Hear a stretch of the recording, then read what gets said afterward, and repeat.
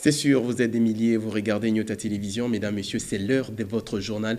Voici l'essentiel de l'actualité. Vol de plus de 800 mètres de câbles électriques de la SNEL. L'opération s'est déroulée au quartier Golf Terminus dans la commune annexe, plus précisément la cellule Itambo. Ainsi, les habitants de la ville seront privés par l'énergie électrique. Dans l'actualité également, c'est ce vendredi 9 avril 2021 que l'archevêque métropolitain de Lubumbashi, Monseigneur Jean-Pierre Tafunga Mbayo, a été inhumé dans le caveau de la cathédrale Saint-Pierre et Paul. Ainsi, plusieurs chrétiens étaient présents pour lui rendre un dernier hommage. Et c'est parti avec cette édition du journal sur les antennes de Nyota Télévision. Depuis sa nomination comme aumônier national des scouts de la République démocratique du Congo, c'est pour la toute première fois que le père Joa Chibangu arrive à Lubumbashi. Ainsi, premier prêtre ordonné par feu Monseigneur Jean-Pierre Tafunga, c'est pour le funérail de ce dernier qu'il a effectué ses déplacements. Mais le père Joa va également réaliser quelques activités avec tous les scouts du Grand Katanga. C'est ce que nous dit Merveille Congolo, Meshak Kaembe. C'est à la paroisse Saint-Athanas du camp préfabriqué de la police nationale congolaise qu'est reçu le père Joa Chibangu. L'aumônier national des scouts de la République démocratique du Congo, accompagné par Pascal Mwangala, commissaire national à la communication et expansion des scouts, est accueilli par les membres de la direction provinciale du scoutisme dans le Grand Katanga. 7 ans après son dernier passage à Lubumbashi, la joie est immense pour des retrouvailles plus que particulières. C'est à la cure de la paroisse que l'aumônier national des scouts de la RDC est conduit pour un entretien d'environ 2 heures. Le père Joa Chibangu est très heureux de retrouver les siens, même si les circonstances sont plutôt particulières.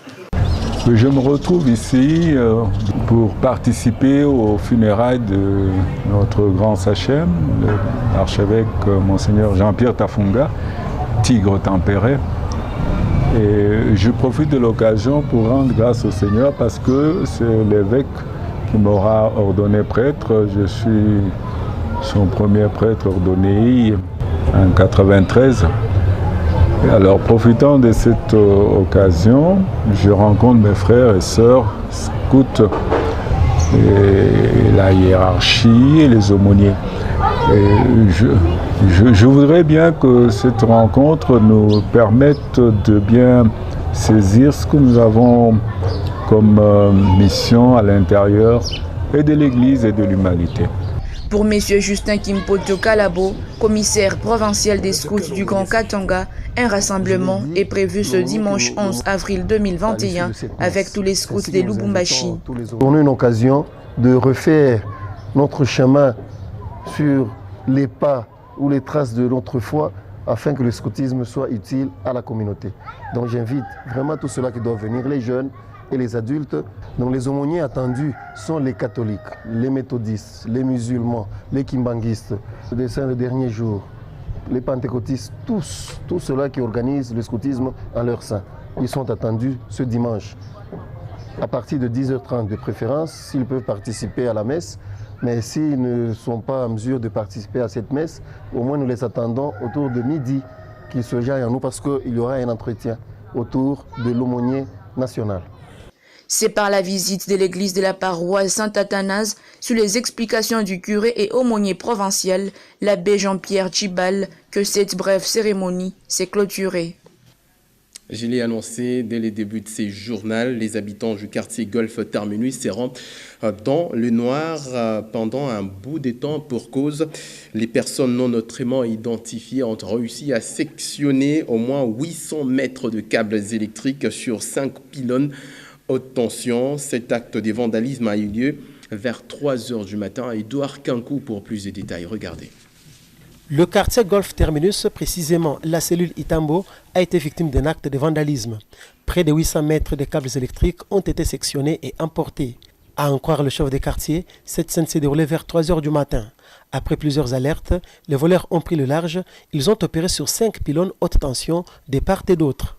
Il y a eu ces coups et comme le mouvement était un peu très suspect, les chiens aboyaient un peu ça et là. C'est ainsi que les chefs de cellule et les jeunes du quartier se sont réveillés. Ils ont fait des bruits et les bandits sont partis. Ils ont quand même emporté une quantité considérable, mais ils ont aussi laissé ça. C'était déjà coupé, laissé par terre. Nawesh Kassong est chef d'investigation et OPJ au niveau de la SNEL. Il a été sur le terrain pour faire le constat. Ce n'est pas le seul cas que nous venons de connaître. Pour la simple nuit d'aujourd'hui, nous avons été encore vandalisés au niveau de 35 km ici, sur l'axe Likasi-Lubumbashi. Et nous avons été vandalisés il y a 3 jours sur la route de contournement. Là, les équipes techniques sont là-bas en train d'intervenir. Il faut attendre qu'ils terminent là-bas pour venir ici. Mais dans l'entretemps, il y a des dispositions que nous allons prendre pour mettre en tout cas si possible la main sur ceux-là qui sont en train de nous faire ça ici.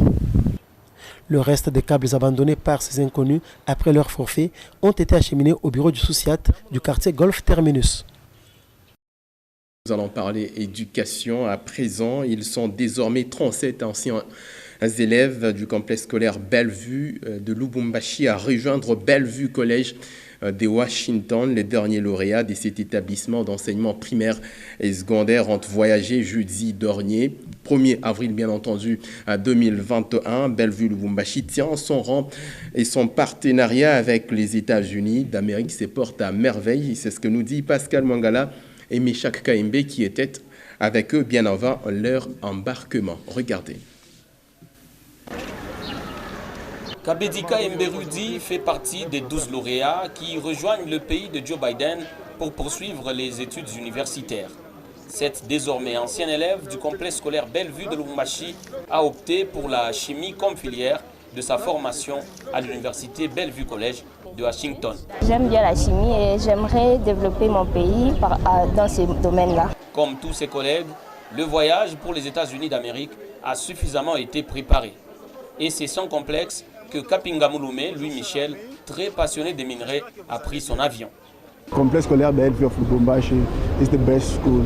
It's clear and it's safe. I'm going there to do my best, to improve myself. Comme il est de coutume à Bellevue, les lauréats et leurs parents ont eu un tête-à-tête avec les responsables de l'école le jeudi 1er avril dernier. À cette occasion, M. Tuite Maloba Joseph, initiateur et président de cet établissement scolaire, leur a communiqué sur quelques consignes à observer. Kioni, notre lauréate, qui est sorti lauréate du Katanga en construction, vient de terminer les 3 mois d'anglais. Le trimestre prochain, quand vous commencez le 8 avril, Kioni commence le cours d'université, alors qu'elle vient du département de ça. Donc tout dépend de vos responsabilités. Tout dépend de votre degré d'anglais. Le promoteur de Bellevue va par la suite prodiguer à ses ambassadeurs aux États-Unis quelques conseils. Les États-Unis, on devient millionnaire même par le sport. Donc le sport aussi là-bas. Et quand vous le faites, vous pouvez combiner avec les études. Au total, ils sont désormais 37 étudiants que le complexe scolaire Bellevue Lubumbashi a fait admettre à l'université Bellevue de Washington. Et cette année 2021, c'est la 4e depuis le début d'un partenariat entre ces deux institutions d'enseignement, une preuve que les relations se portent bien.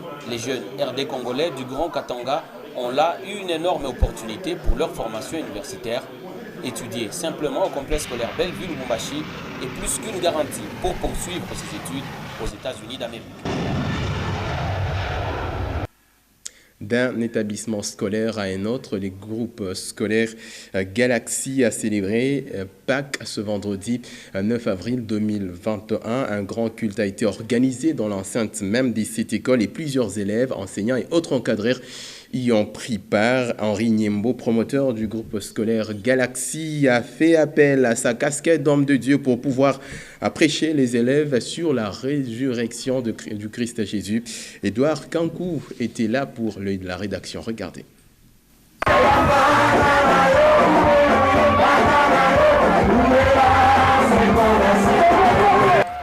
Ces chants de joie et allégresse des élèves du groupe scolaire Galaxy, c'est pour célébrer la résurrection de Jésus. C'est ce vendredi 9 avril que cet établissement scolaire a organisé le culte pascal couplé à la campagne d'évangélisation. Agrémentée par la chorale de l'école, cette célébration a eu de temps forts. C'est notamment la louange, l'exhortation et l'adoration.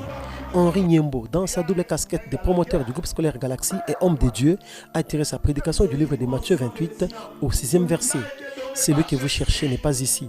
Il est ressuscité d'entre les morts. La Bible doit être conçue comme un sujet de joie. C'est pourquoi nous sommes là pour célébrer la résurrection de Jésus-Christ. L'ange leur dit, il n'est pas là. Il est ressuscité.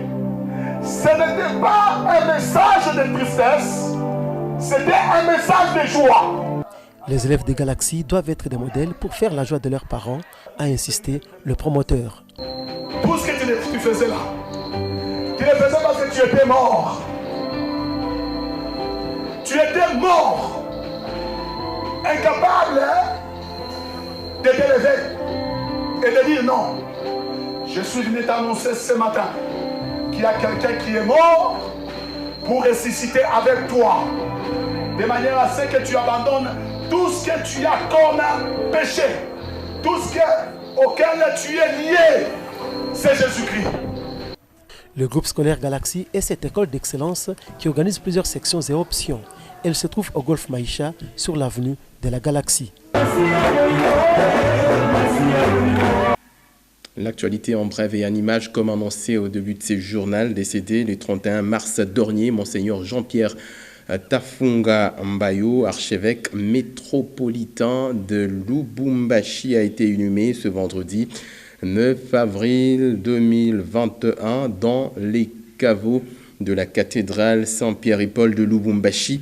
Une messe a été organisée devant les parvis de la cathédrale Saint-Pierre et Paul, ainsi plusieurs chrétiens et plusieurs autres personnalités, non seulement de la province, mais aussi de la République, un peu partout, y ont pris part pour pouvoir témoigner leur affection à ces pasteurs de l'Église catholique qui a servi l'Église ici à Lubumbashi, à l'archidiocèse plus précisément.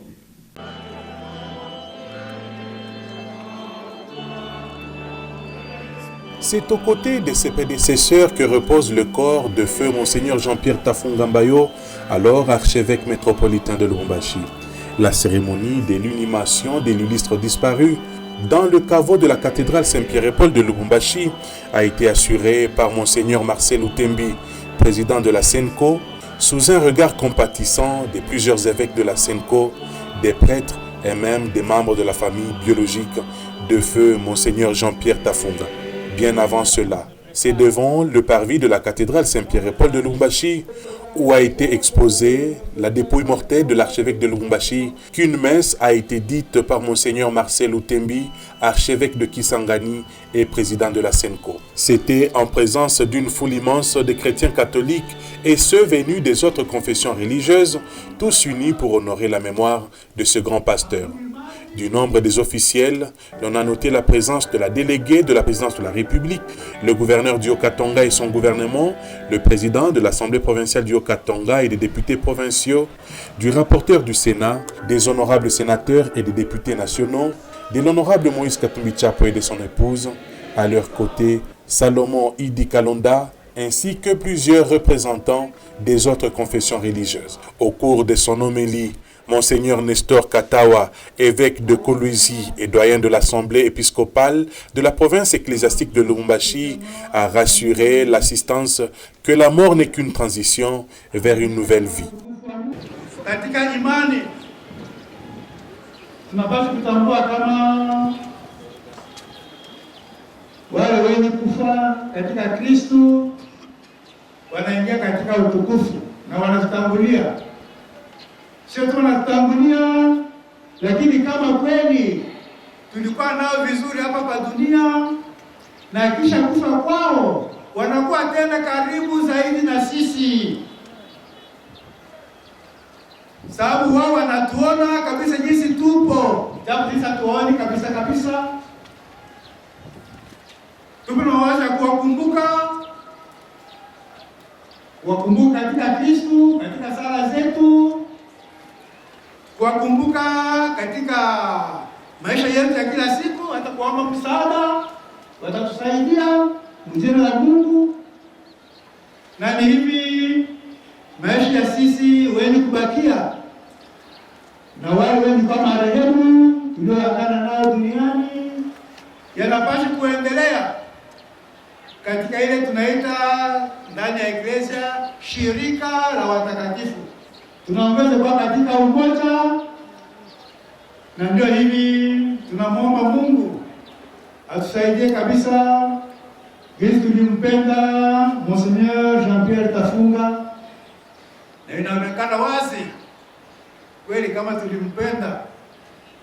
Un autre temps fort de cette célébration eucharistique est la lecture des messages de condoléances. C'est notamment celui envoyé par le Saint-Siège à Rome, le message de la présidence de la République, du Premier ministre Sama Lukonde Kyenge Jean-Michel, des représentants des clergés des diocèses de Uvira et Kilwa-Kasenga, pour ne citer que cela. Après les derniers hommages tels que prévus par la liturgie de l'Église catholique romaine en pareilles circonstances, que le corps de Monseigneur Jean-Pierre Tafunga Mbayo, lui qui a présidé à la destinée de l'archidiocèse de Lubumbashi depuis 2011, a été emmené aux côtés de ses prédécesseurs, où il reposera à jamais.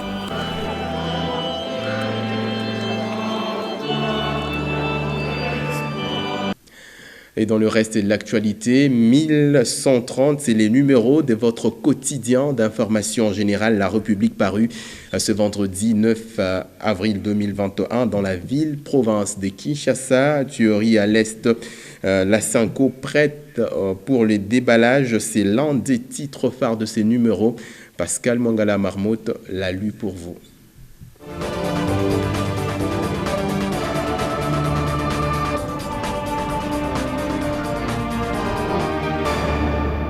Tireur de ficelle à l'Est, la Cinco prête au déballage. C'est la une du journal La République numéro 1130, paru ce vendredi 9 avril 2021 à Kinshasa. Bienvenue, mesdames et messieurs, à votre lu pour vous sur votre chaîne. On doit en effet se réjouir aujourd'hui de la disponibilité affirmée des évêques catholiques à pouvoir collaborer avec la commission ad hoc mise en place par la Chambre basse du Parlement au fin de mener des enquêtes sur la situation d'insécurité à l'est du pays. L'offre de la Cinco est à prendre au sérieux et il n'est pas exclu que dans un certain milieu l'on perde le sommeil. Il en serait de même des personnalités impliquées dans l'alimentation d'une insécurité bâtie sur l'exploitation des minerais de cette partie du pays. Feuilleton Butembo Beni des mouvements citoyens manifestent pour réclamer la fin des massacres. Le confrère en parle sur la page 2. Des barricades ont été érigées dans plusieurs rues, notamment dans la commune de Moulerekera, Rouenzori, où les forces de l'ordre et les manifestants se font face. La police et une unité de l'armée sont déployées pour lever les barricades. Les commerces, notamment les alimentations, ainsi que les officines pharmaceutiques, restent fermées. Les écoles non plus n'ont pas ouvert leurs portes. C'est depuis lundi que des groupes de pression et des mouvements citoyens ont décrété 10 jours sans activité à Beni, Butembo, Lubero pour décrier l'insécurité et les massacres à répétition des civils dans la région. Bukangalonzo, pas d'engin d'évacuation du maïs, s'exclame le confrère sur la page 5.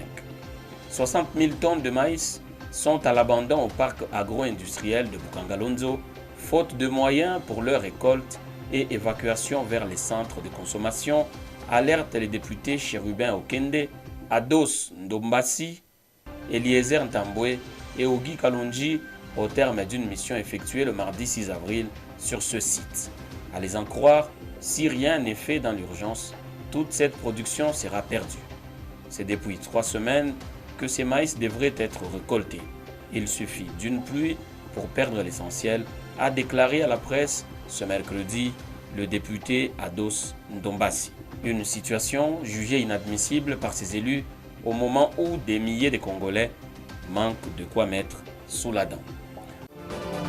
Sport enfin sur la page 11, championnat scolaire, la convention du projet pilote signé entre la RDC et la FIFA.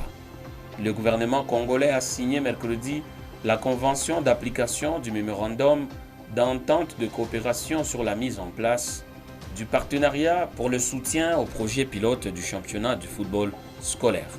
La FIFA s'est dite engagée à appuyer la RDC dans l'organisation des tournois interscolaires au terme de cette convention. Les 2 meilleures équipes, masculines et féminines, prendront part au tournoi interscolaire africain prévu au mois de février de l'année prochaine, soit 2022.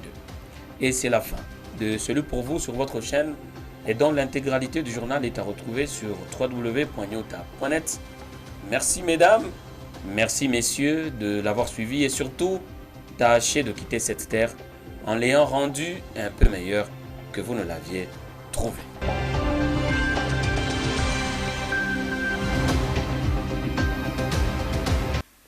Anticipativement, bon week-end aux téléspectateurs qui nous regardent depuis la ville, province de Kinshasa, vous qui nous regardez également dans la grande partie est de la République démocratique du Congo, notamment à Kisangani, dans le Grand Katanga, un peu partout dans le monde. C'est la fin de cette édition du journal.